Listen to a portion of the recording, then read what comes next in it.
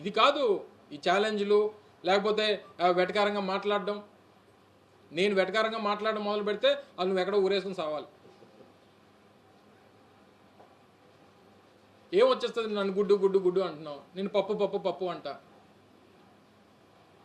ఏమొస్తుంది? జనానికి ఏమైనా వస్తుందా? నీది పెయిడ్ పబ్లిసిటీ, నీ పెయిడ్ ట్రోలింగ్ అనేటువంటి తెలియదు ఎవరికి. నాకేమీ రాయడానికి ఆ టైము ఈ టైము ఏ టైము లేదు నా దగ్గర. నాకున్నటువంటి రాజకీయ అవగాహన, రాజకీయంగా నాకున్నటువంటి ఆలోచనలు, ఇక్కడ ఉన్నటువంటి మేధావులు లాంటి వారితో చర్చించి తీసుకున్నటువంటి సమాచారం ఇదే తప్ప నాకెవడో వెనకాల రాసిచ్చినటువంటి ఏ టైము లేదు నా దగ్గర.